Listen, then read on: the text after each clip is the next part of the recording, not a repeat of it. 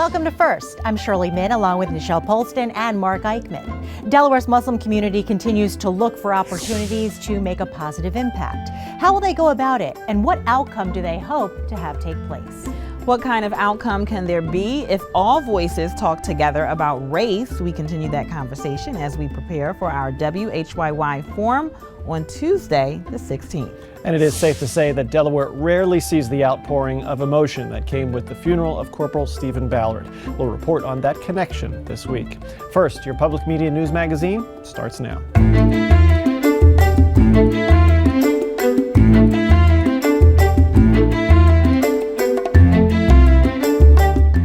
The FBI's 2015 hate crime numbers show attacks on mosques and against Muslims are at an all-time high since 2001, after the September 11th attacks. Now, since 9/11, Delaware's Muslim community has stayed largely under the radar. But this week's First Look shows you that after 16 years, Delaware Muslims have now found their voice.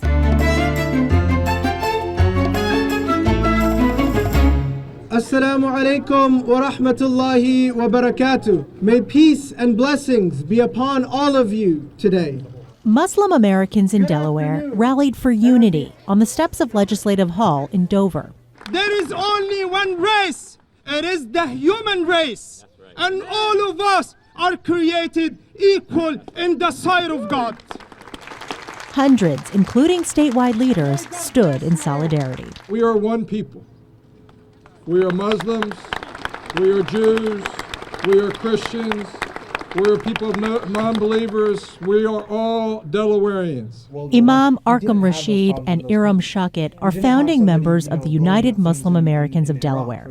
The newly formed organization hosted April's Unity Rally. We needed a platform for a while now. And I believe that the Muslim community has been working for a while to try to unite the different mosques in the state. And bring him together. Rashid says the umbrella group will serve as a voice for the whole, adding the Muslim community is here to stay. Anytime something happens to the Muslim community, or anytime the Muslim community want to call for statewide support, they have this network. This is a big step for Delaware's Muslims. Shakit says culturally, the belief is work hard, do good, and stay quiet. But that Trump's hostile campaign against Muslims started the wheels of change turning. We just did not see how important it is to step up, to be right there in the center and say, okay, now is the time. And yes, the rhetoric, of course, it pushed the agenda further. It was always in works, but we just did not see the urgency of it. Now we do.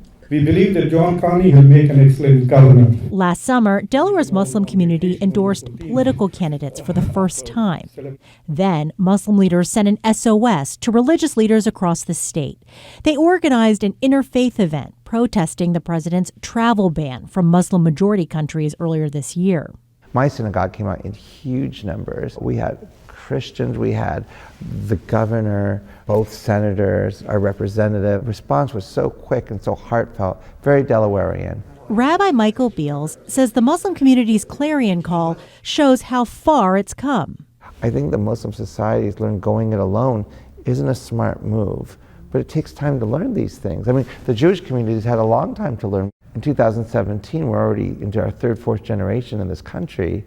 And so we're much more comfortable with the media, much more comfortable with creating alliances, etc. So I think the Muslim learning curve has been a lot faster, frankly, and all the more credit to them.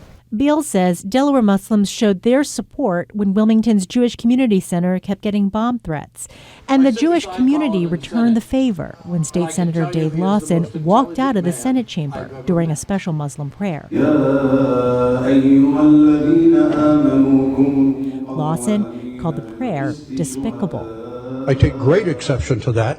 I fought for this country not to be damned by someone that comes in here and prays to their God for our demise. I think that's despicable. Beals says no one understands better the fear and worry that comes from being scapegoated than Jewish people. So supporting Muslims is a no-brainer. When we dehumanize people, it's very easy to eradicate them. As a Jew, that makes me frightened because that's only 70 years ago that was our story. So we have, I think, a historic responsibility when people are talking about potentiality of Muslim bans or Muslim registries. Oh my gosh, I mean, have we learned nothing? We're going to be out there and we're going to be actively involved so that anytime anything happens and this Muslim hate rhetoric is said, everybody around us knows, no, they've been here, they've been doing all the good, and they know how to stand for themselves. All of a sudden we have a situation where we have to be better than we are, and we have found each other. Rabbi Beals chairs the Delaware Council of Faith-Based Partnerships and says he's grateful to President Trump for creating an environment that has led to all of these new alliances among minority religious groups. Certainly an interesting perspective on that. So how many Muslims are there in Delaware? There are 12 mosques representing about 10,000 Muslims in the state of Delaware, and that makes up about 1% of the population. And Iram Shakit tells me that Muslims are typically doctors and engineers, but that they are now pursuing careers in fields like politics because they see a need to be represented there too. So have you heard back from Senator Lawson about his comments last month? Reached out. Lawson has respectfully declined to make a statement. Now, Republican Senator Colin Bonini also walked out with Lawson, and he explains that his staying would have validated the mistreatment that he says women and minorities endure in Muslim-majority countries. Now, Rabbi Beals pointed to the walkout as an example of how much work needs to be done in terms of educating people in the state about Islam and all of the different religions represented here in Delaware. All right, thanks so much, Shirley. And you can see all of our coverage on this and related stories at newsworks.org/Delaware.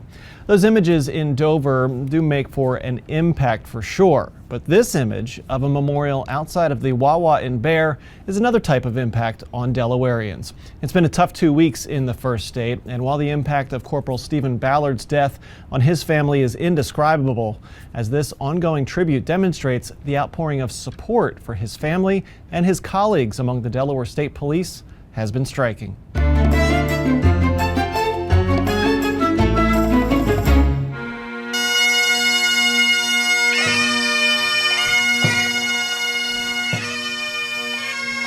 It was just a coincidence that the annual Law Enforcement Officer Memorial Ceremony was scheduled for last Wednesday. The service, which honors all fallen officers, took on an incredible extra weight this year.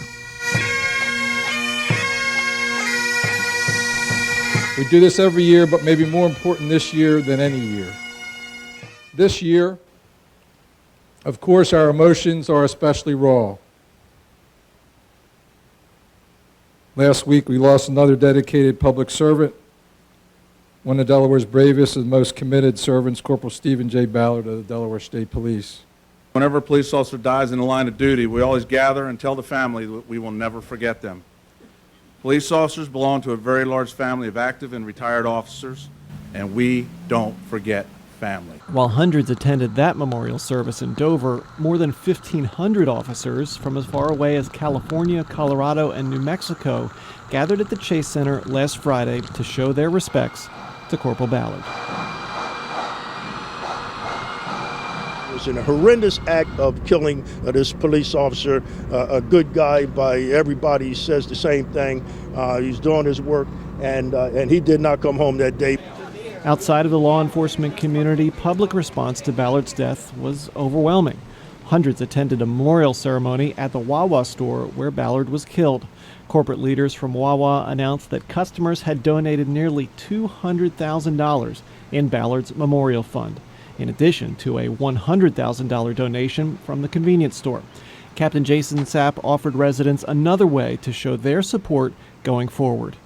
What if I gave the citizens of this state, this great state, the mechanism to do two things?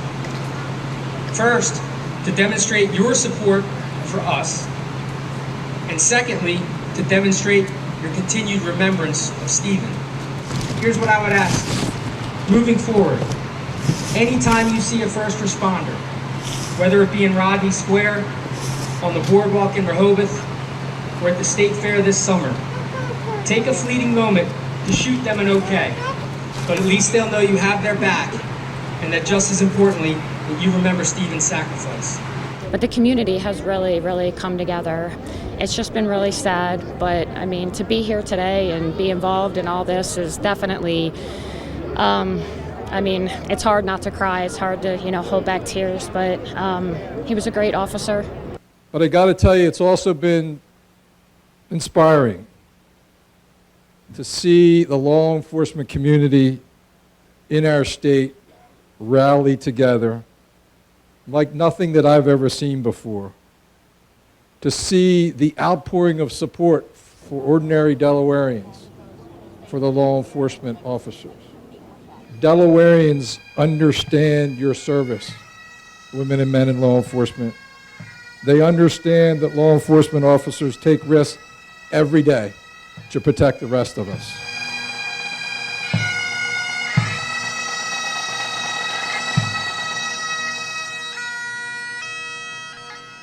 The funeral last week for Corporal Ballard closed I-95 on 2 separate occasions Friday morning. The torrential rain didn't help the mood either. WHYY's Chris Barish was one of the people who did get inside the Chase Center for the funeral. Chris, you were inside. Set the scene for us. Well, Mark, inside there were about 2,500 police officers and other mourners. The police were from as far away as California, Colorado, Maine. Governor Carney and State Police Superintendent Nate McQueen gave very emotional speeches. McQueen was fighting back tears.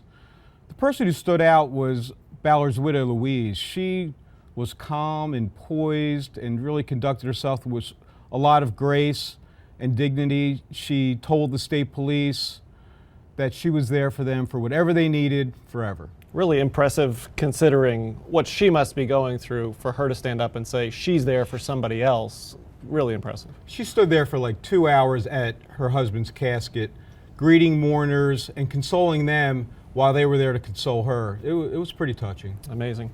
Chris, thanks so much. And you can go back and read our coverage and see videos at newsworks.org/Delaware. Coming up on First. He's particularly well known and revered in England for his humorous work. People call him the Rube Goldberg of the UK. We can't wait for you to experience the work of William Heath Robinson.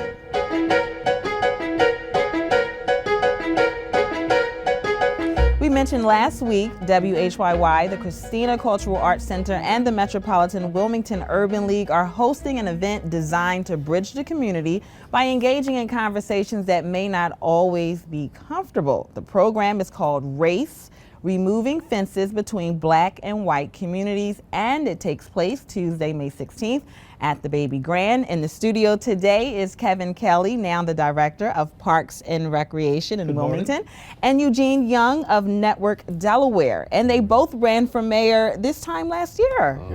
Yes, it seems like only yesterday. Yes, it does. Well, it's safe to say you both know the city very well. And you've been active in the community and you've seen firsthand racial disparities. Why are these conversations necessary now? Well, I believe, we have a new administration in the city of Wilmington, and there's a lot of energy back into the city. So, the race relations are always that third rail. You got to be very careful of going to it, but it's time to really start engaging people about what is needed to make the city great, and race relations are probably the first topic to start with. What about you? Well, I think in our city, just over years, you can easily see that how we're so divided, right? I mean, you go, and Kevin and I both know, knocking doors. You can go block from block from block and have 3 totally different groups, who are isolated actually, or who live in these actual silos.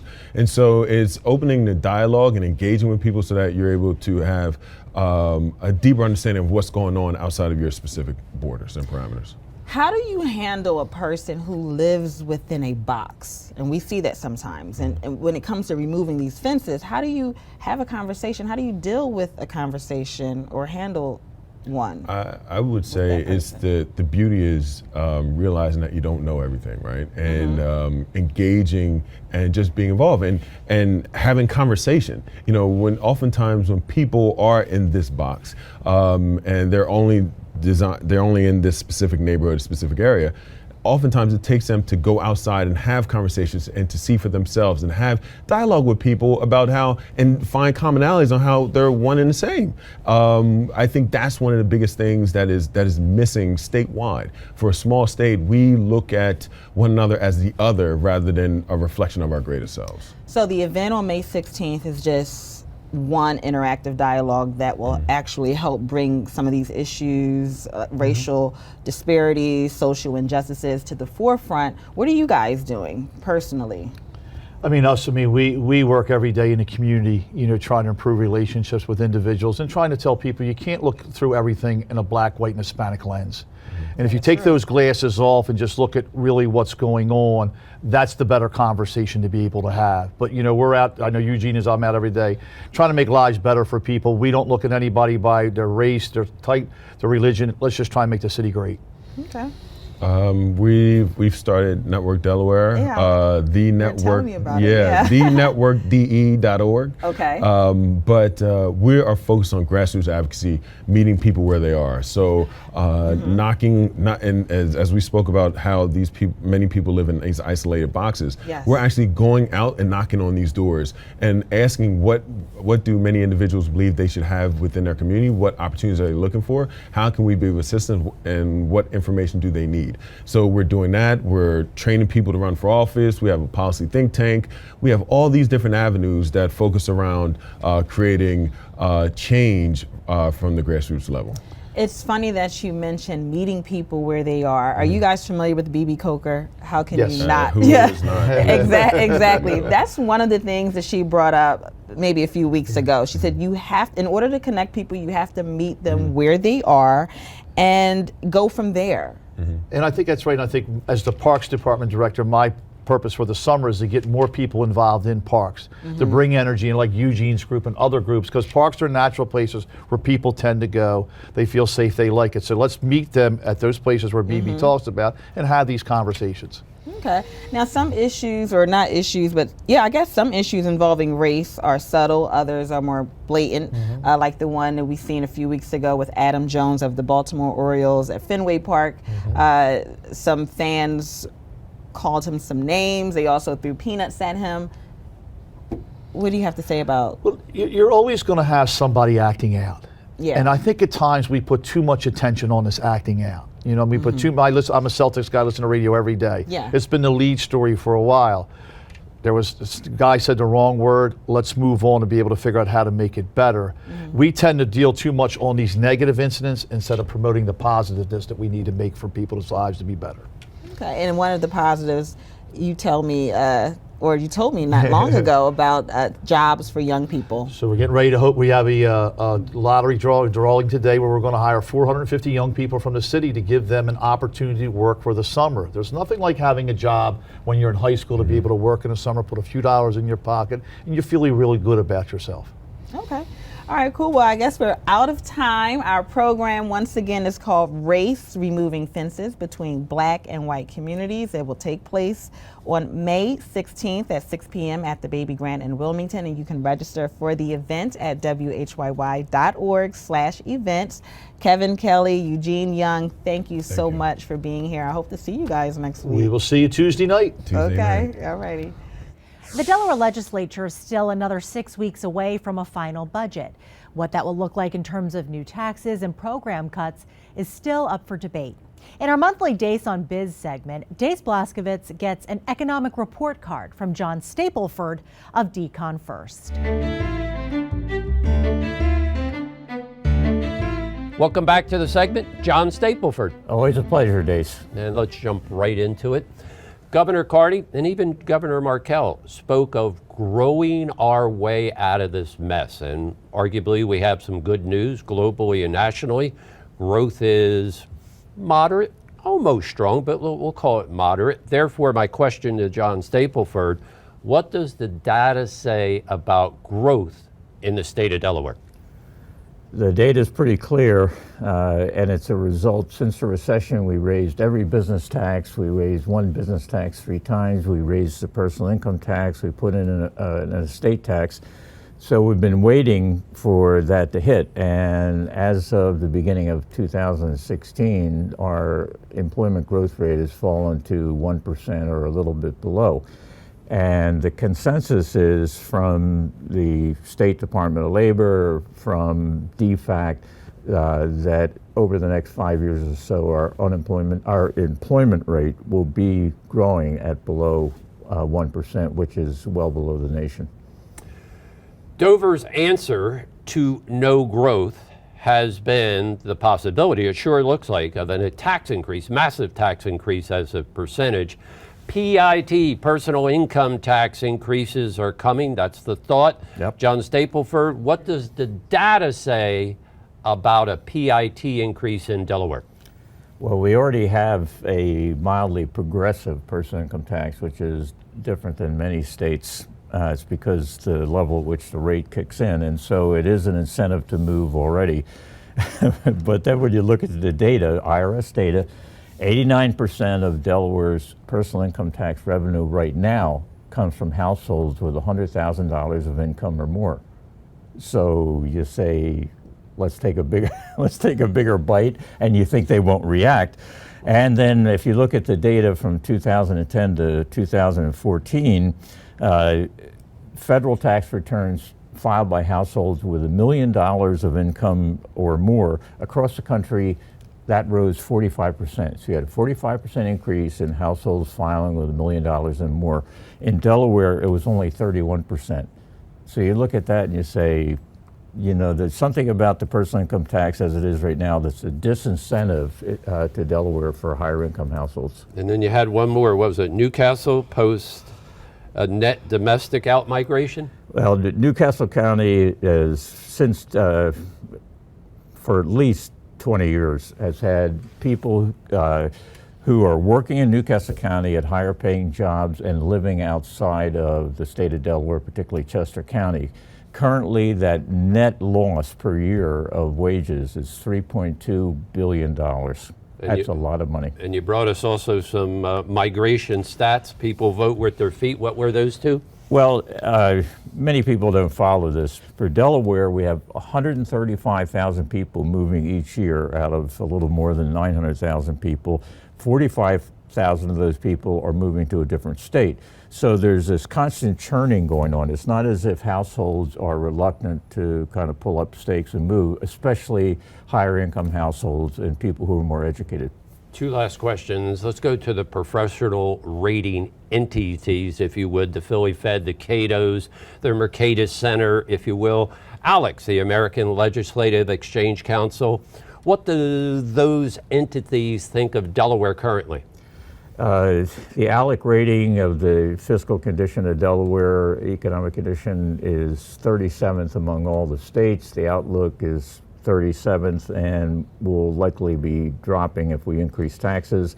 Mercatus Center, as another example, has said if we raise taxes in Delaware, it's going to harm the economy. So pretty much across the board, the outlook for the Delaware economy, according to these organizations, is weak. And those are backward-looking statements with a tax increase on the horizon. We got to wrap it up. I'm going to make you governor for about 30, 45 seconds. Governor Stapleford, what would you do? There's some very simple things that you would think of doing. The first is passing a right-to-work law. Of the manufacturing jobs in the United States, 78% now are in right-to-work states. Another thing is trying to cut back on public education spending, going from 19 school districts down to 5 school districts. Another would be dealing with the unions and healthcare. The state expenses are going up about 3% a year. The healthcare for employees and retirees is going up at 7% a year. It's obviously got to give and be brought in line with the private sector. You've been great. Thank you, John Stapleford. We haven't heard the last word on any of these economic conversations. Governor John Carney has had his own set of discussions with residents. 2 weeks ago, the governor and Education Secretary Susan Bunting did a teletown hall to discuss funding issues. William Heath Robinson is a famous cartoonist and illustrator, but his name may not ring a bell. He is well known in the UK for his humorous drawings as well as his works depicting both World War I and II. The Delaware Art Museum has the first retrospective of Robinson's work ever in the U.S. And First Experience went there so we can introduce you to his wonderful work.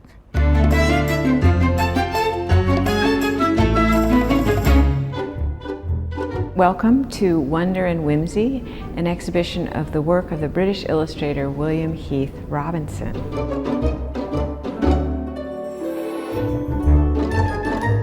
Heath Robinson is not a familiar name in the United States. Why would I choose to do an exhibition of the work of an artist no one has ever heard of? Well, a lot of reasons. In the first place, He's a terrific illustrator, and Americans should know about him. He lived and worked at a very interesting time. He was born in 1872 and he died in 1944. So he lived through the First World War and through a great deal of the Second World War.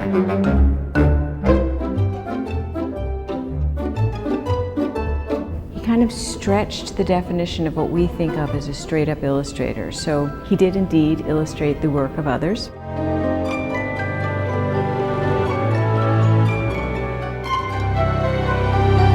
One of the manifestations of that was something called the gift book. These were deluxe publications, usually of relatively famous authors, so Rudyard Kipling, Shakespeare. And these books were often larger in size, had very beautifully designed and decorated covers. They were printed on very fancy paper. But he also wrote and illustrated children's books of his own.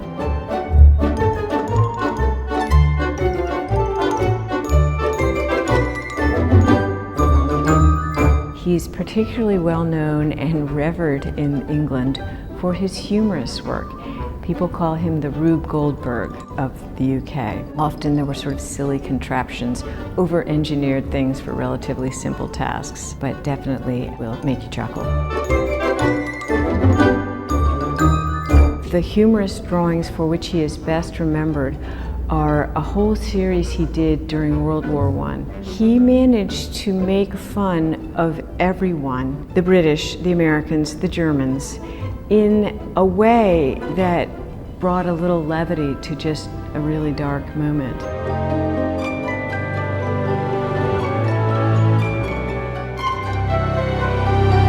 He's such a genuinely decent human being. And he, even in his humorous drawings, it's never mean. It's kind of a gentle picking up on and being able to pinpoint the sort of slightly silly things we do in a kind way.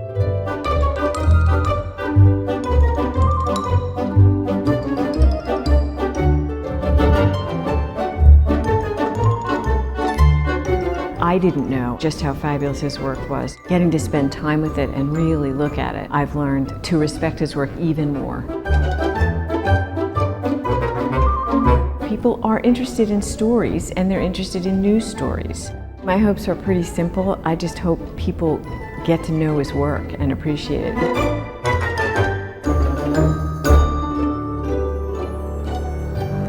There is still time to see this exhibit for yourself. Wonder and Whimsy, the illustrations of W. Heath Robinson, can be seen now at the Delaware Art Museum through May 21st. You can get more information when you visit them on the web at delart.org. And next week on First, the Creative Vision Factory is working with several Wilmington schools on a mural program that really gives kids a creative outlet.